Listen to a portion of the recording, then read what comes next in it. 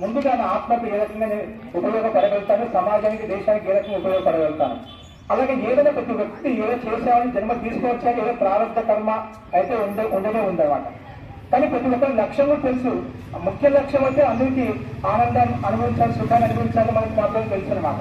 కానీ అది ముఖ్య లక్ష్యాన్ని వదిలేసి సంసారంలో ప్రకృతి సంసారంలో ఏవైతే ఉన్నాయో వాటి మోహ మాయలో పడి మనము వాటిని మన లక్ష్యం ఏదైతే ఉందో వాటిని మర్చిపోతూ ఉంటాం అన్నమాట. కాబట్టి ఆ లక్ష్యాన్ని మనం ముందు ఉంచుకున్నప్పుడైతే మనకు మార్గము కనిపిస్తూ ఉంటుంది. కానీ మనం ఆ లక్ష్యాన్ని ఆ మార్గాన్ని మర్చిపోయి మనం ఆ లక్ష్యం మీద పెట్టుకున్నాం, కానీ ఆ లక్ష్యంలో కనిపించేటువంటి అవాంతర వేదాలు ఏవైతే ఉన్నాయో, అవాంతర మార్గాలు ఏవైతే ఉన్నాయో వాటి వైపు మనం వెళ్తూ ఉంటాం అన్నమాట. అంటే వెళ్తున్నామంటే ఏంటి, అనేక ఆకర్షణలు ఏవైతే ఉన్నాయో, సంసారంలో ఉండేటువంటి ఆకర్షణలు ఏవైతే ఉన్నాయో మన అనాదివాస సంస్కారం చెప్పారన్నమాట, అవి మనం లాగుతూ ఉంటాయన్నమాట. అవి లాగడం వల్ల ఏమవుతుందంటే లక్ష్యం ఉన్నప్పటికీ కూడా మధ్య మధ్య ఇటు అటు చూస్తూ ఉంటాం.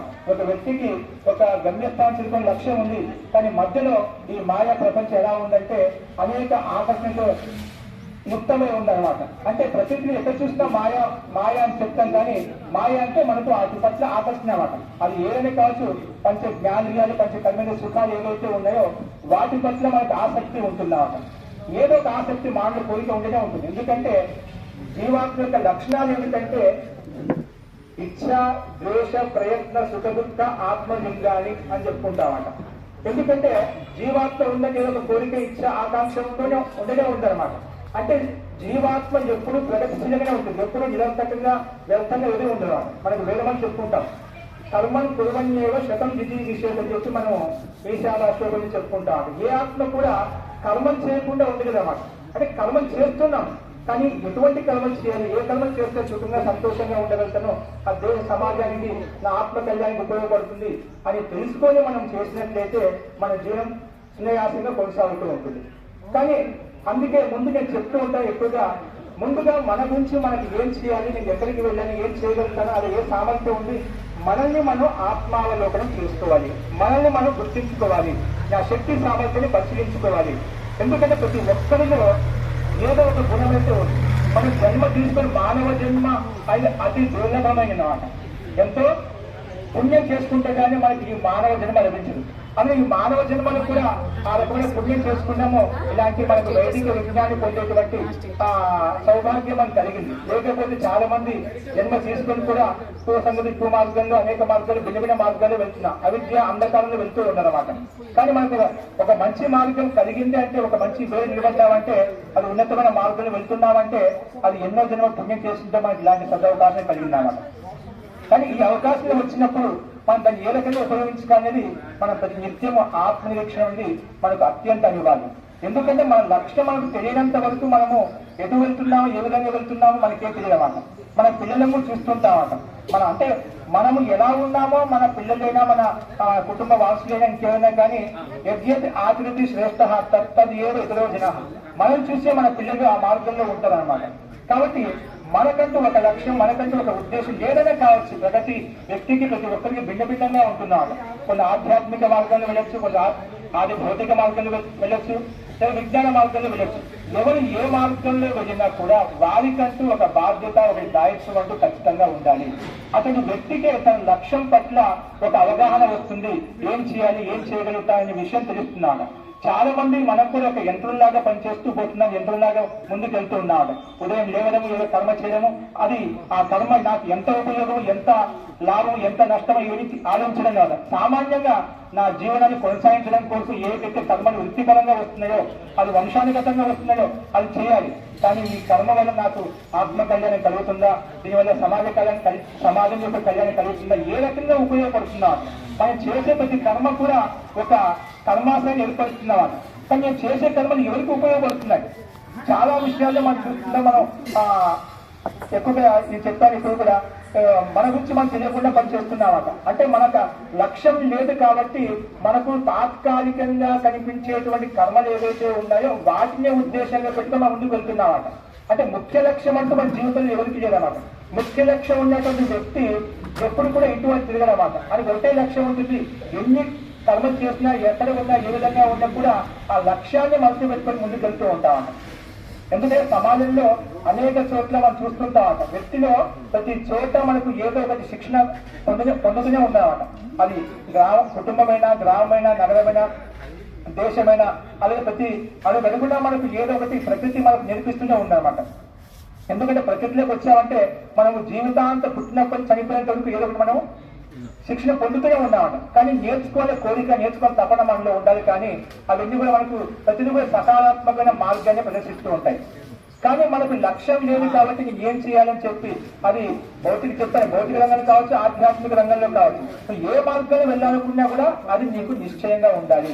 అప్పుడు మన జీవనం సార్థకమవుతుంది. లేకపోతే అంటే అంతిమ సమయంలో మనకు పశ్చాత్తాపడటానికి కూడా మనకు సమయం ఉండదు. అంటే పశ్చాత్తాపడడానికి కూడా మనకు ఆ రకంగా కన్నీళ్ళు ఉండేట్టుగా ఉంటుందన్నమాట. అంటే అంత బాధపడతామంట. అంటే ఎంత జీవితాన్ని వ్యర్థం చేసుకున్నాను, సమయాన్ని వృధా చేసుకున్నాను, నేను ఈ సామర్థ్యం, ఈ శక్తి నాలో ఉంది, నేను చేయగలుగుతాను, కానీ ఇవన్నీ చేసుకోలేకపోయాను. మనలో జాగ్రత్త వచ్చినప్పుడు మనం అన్ని మర్చిపోయి ఉంటాం. అంటే మళ్ళీ సమయం వృధా అయిపోతుంది, వృద్ధాప్యం వచ్చి ఉంటుంది, మనం చేయాల్సిన కర్మలు చేయలేమాట. అంటే ప్రతి ఒక్కరికి సామర్థ్యం ఉంది. నేను చెప్తాను, జన్మ తీసుకోవచ్చా అంటే ఏదో ఒకటి గుణాలు ఉంటాయన్నమాట. ఎందుకంటే అయోగ్య పురుష నాస్తి యోజక తత్వ దుర్లభ. ఎందుకంటే పృథ్వీ మీద అయోగ్య పురుషుడంటూ ఎవరు లేదనమాట. ప్రతి ఒక్కరిలో ఏదో ఒక గుణం ఉంటుంది. ఆ గుణం ఏంటి నాలో, ఆ గుణాన్ని తెలుసుకోవాలి. మానవ జన్మ తీసుకోవచ్చా అంటే అటువంటి మహాన్ గుణం ఉంది. నువ్వు కూడా ప్రతి ఒక్కరు కూడా ఆధ్యాత్మిక మార్గంలో ప్రగతిని పొందుతూ ఆత్మ పరమాత్మకు వెళ్ళగలవచ్చు. ఆ శక్తి సామర్థ్యం ఉందన్నమాట. ఆ శక్తి సామర్థ్యం ఉంది కాబట్టి నువ్వు ఆ పుణ్యకాలు చేసావు కాబట్టి మానవ జన్మ కలిగిందన్నమాట. కాబట్టి అది మనం తెలుసుకోవాలన్నమాట. అందుకే మనకు సంసారంలో పృథివీ ఎందు ఏవైతే ఉన్నాయో మా చెప్పిన శ్లోకాంశం ప్రకారంగా ఏది కూడా వ్యర్థం లేదన్నమాట. నాస్తి మూలం అనౌషధం. అందుకే మనకు ఏదైతే గడ్డి మొక్కలు కనిపిస్తున్నాయో ప్రతిది కూడా ఒక ఔషధం మొక్కే అనమాట. అలాగే ప్రతిదీ కూడా మనకు ఉపయుక్తమైనటువంటి వస్తువులు, వనరులు అన్నీ ఉన్నాయన్నమాట. అలాగే ఆ సంసారంలో ప్రతి ఒక్కరు కూడా మనకి ఏదో గుణయుక్తమై ఉందన్నమాట. కాబట్టి మన గుణాన్ని తెలుసుకొని మన లక్ష్యాన్ని పెట్టుకొని మనం ముందుకు వెళ్తూ ఉన్నట్లయితే మనకు మార్గం ప్రశస్తమవుతుంటుంది. ఎందుకంటే మన జీవితంలో మనకు ఏ రకంగా ఎదురవుతాయంటే ప్రతి ఒక్కరికి జీవితంలో ఏదో ఒక అవకాశం పరమాత్మ కల్పిస్తూ ఉంటారన్నమాట. అంటే అది సమాజంలో మన అనుభవం ద్వారా కావచ్చు, ఘటన విశేషం ద్వారా కావచ్చు, ఏదైనా ఇంకా కాలక్రమేణా కావచ్చు, మనకు ఏదైనా కూడా ఒక సమయం వచ్చినప్పుడు అన్ని మనకు కనిపిస్తూ ఉంటాయన్నమాట. కాబట్టి మీరు ఆ లక్ష్యం మనకు ఏ మార్గంలో వెళ్ళాలనుకుంటున్నా ఆ మార్గాన్ని నిశ్చయించుకొని మనం కర్మ చేసినట్లయితే ఆ కర్మ వ్యవస్థితంగా ముందుకు వెళ్ళగలుగుతున్నామట. సమయం సార్థకం అవుతుంది. అనేక విజ్ఞానాలతో మనం దూరంగా ఉండగలుగుతామట. మనకు ఆ నిశ్చితమైనటువంటి లక్ష్యం లేదు కాబట్టి మన మార్గం ఏదా అంటే అలా వెళ్తున్నాము. ఏంటంటే మనం చెప్తుంటాం కదా, ఒక సముద్రంలో వెళ్ళిపోయే మార్గం లేకపోతే, లక్ష్యం లేకపోతే ఆ పడవ ఎటు వెళ్ళిపోతుంది తెలియదు అన్నమాట. అంటే సమయం జీవితం అంతా వ్యర్థమైపోతుంది. తర్వాత ఆలోచించుకోవడానికి కూడా మన దగ్గర అవకాశం ఉండదు. కాబట్టి మన జీవితంలో ఒకే లక్ష్యం అందరికీ సుఖంగా సంతోషంగా ఉండాలన్నప్పుడు మనము ఏ మార్గంలో వెళ్ళినా కూడా మన లక్ష్యం ఉన్నట్లయితే మనము జీవితాన్ని సుఖమయం, ఆనందమయం చేసుకోవచ్చు. ఎందుకంటే ఆ లక్ష్యము నువ్వు చేసే కర్మల పట్ల నీకు ప్రగతిని కలిగజేస్తున్నావు. అంటే ప్రతి నిత్యం కూడా నువ్వు ఏదైతే ఏ మార్గంలో వెళ్ళాలనుకుంటున్నావో తన అనుకూలమైనటువంటి ఆలోచనలు, విచారాలే చేస్తావు. అదే విధంగా ముందుకు వెళ్తావు. లేకపోతే ఆ లక్ష్యం లేనప్పుడు ఏమవుతుందా అంటే మనం ఏం చేసినా దానికి సంబంధించిన వనరులు ఏవైతే, దానికి సంబంధించిన మెటీరియల్ ఏదైతే ఉందో, దానికి కావాల్సిన వస్తువులు, పదార్థాలు ఏవైతే ఉన్నాయో వాటి యొక్క విచారణ అనేది ఉండదు. జీవనం కొనసాగుతుంది, జీవనం గడిచిపోతుంటుంది, దినము రాత్రి గడిచిపోతున్నాయి. కానీ మనము సమయం అలాగే వ్యర్థంగా వెళ్ళిపోతుంటున్నాం. కాబట్టి మనము ఎందుకంటే మనలో కామన ఉంటుంది. ఆ కామన విషయంలో మనం ఆత్మావలోకం చేసుకోవాలి. ఎందుకంటే చాలా మందికి ఒక కామన ఉంటుంది, అదొకటి లక్ష్యం పూర్తి సిద్ధిస్తుంది అనుకుంటాం. కానీ కామనలు ఎప్పుడు కూడా మనకు పూర్ణం కాదు, సంపూర్ణం కాదు. జీవితం ఉన్నంత వరకు మనకు పోరాటం కొనసాగుతూనే ఉంటుంది. చాలా మంది ఈ కామన పూర్తి అయిపోతే నాకు అన్ని సమస్యలు దూరం అయిపోతా అనుకుంటాం. కామనలు, కోరికలు ఎప్పుడు కూడా సంపన్నం కాదు, పూర్తి కావాలి. జీవితం ఉన్నంత వరకు ఏదో ఒకటి మనకు సంఘర్షణ ఉంటూనే ఉంటుంది. ఒక కామన పూర్తి అయ్యేసరికి ఇంకో కామన పూర్తినే ఉంటున్నమాట. అందుకే మహర్షి గౌతమ్ ఏమంటా అంటే కామం కామయమానస్య యదా కామ సమృద్ధ్యతే అధైనం అపరహ కామ క్షిప్రమేవ ప్రభావతి. కాబట్టి మనకి ఏదో కామన వెంటాడుతూనే ఉంటుంది. ఒక కామన పూర్తి చేసేది ఒక కామన ఉంటూనే ఉంటుంది. ఎప్పుడు కూడా కామన శాంతించవు. కాబట్టి మనకు కావాల్సిన అవసరాలు పూర్తి చేసుకోవచ్చు, సంపన్నం చేసుకోవచ్చు. కానీ మనకు సంపూర్ణంగా నాకు ఎటువంటి సమస్య లేకుండా ఉండడం అనేది ఎప్పుడు సాధ్యం కాదు. జీవితం ఉన్నంత వరకు పోరాటం కొనసాగుతూనే ఉంటుంది, సంఘర్షణ కొనసాగుతూ ఉంటుంది. ఎవరు ఏ స్థాయిలో ఉన్నప్పటికీ కూడా, అంటే అది భౌతిక వ్యక్తి కావచ్చు, సాంసారిక వ్యక్తి కావచ్చు, ఆధ్యాత్మిక వ్యక్తి కావచ్చు, ఎవరు ఏ రంగంలో ఉన్నా కూడా వాళ్ళ లెవెల్కి తగ్గట్టుగా వాళ్ళకి ఎత్తుకలు ఉంటూనే ఉంటాయన్నమాట. ఎప్పటికి కూడా ఎటువంటి వ్యక్తి కూడా సమాన భావంతో ఎప్పుడు ఉంటాయన్నమాట. జన్మ తీసుకొని వచ్చారు అంటే ఖచ్చితంగా దుఃఖం ఉంటుంది. జన్మ అంటే దుఃఖం, మనకు జన్మ ఉంది అంటే దుఃఖం కూడా ఖచ్చితంగా ఉంటుంది.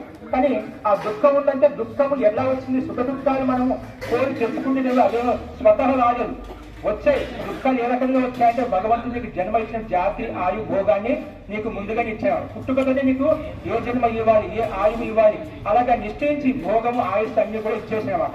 నీకు ఇవ్వాల్సిందంటే ఏం లేదు పరమాత్మ, నీ ప్రారంభ కర్మలనుసారంగా అన్ని ఇచ్చేసాడనమాట. కాబట్టి వచ్చిన తర్వాత ఆ ప్రారంభ కర్మలను అనుసారంగా ఆలోచన చేసుకొని మనము ఏవైతే ఉన్నాయో మన కర్మల లక్ష్యంగా పెట్టుకొని మనము వాటిని అనుసరిస్తూ మనము మన మార్గాన్ని తీసుకెళ్ళిపోయినట్లయితే మనకు తెలుస్తుంది ఏం చేయాలి, ఏ విధంగా చేయాలని చెప్పి. కాబట్టి మనము జీవితంలో సుఖాన్ని సంతోషంగా ఉండాలి అంటేనా మనకు ఈ సంసారంలో జరిగేటువంటి క్రియాకలాపాలు చూస్తూ మనం నేర్చుకోవచ్చని చెప్పాను. కాబట్టి అటువంటి క్రియాకలాపాల పట్ల మనకు అవగాహన కలగాలంటే నిన్ను ప్రతి నిమిషం ఆత్మనిరీక్షణ అనేది అత్యంత అనివార్యము. కాబట్టి ఇవన్నీ మనము ప్రతి నిమిషం కూడా మనం ప్రతి నిమిషం సెకండ్ కూడా మనము నువ్వు గమనించుకుంటూ ఉన్నట్లయితే నువ్వు జీవితంలో ఏం చేయాలనేది నీకు లక్ష్యం తెలుస్తుంది. జీవితంలో సుఖంగా సంతోషంగా ఉండవచ్చు. ఇటువంటి విషయాన్ని నేను సంక్షేపంగా చెప్పాను, కొన్ని విషయాలు ముందు తీసుకొచ్చి ఇదే విషయాన్ని తర్వాత కంటిన్యూ కొనసాగిస్తాను. మన మధ్యలో కోదండపాణి గారు ఉన్నారు, వారు కొంచెం ప్రస్తావించడం చెప్పారు కాబట్టి కొంచెం ఆరంభించాను. లక్ష్యాన్ని విషయాన్ని తీసుకొని ఇప్పుడు మన మధ్యలో కోదండపాణి గారు మనకు ప్రస్తావిస్తారు.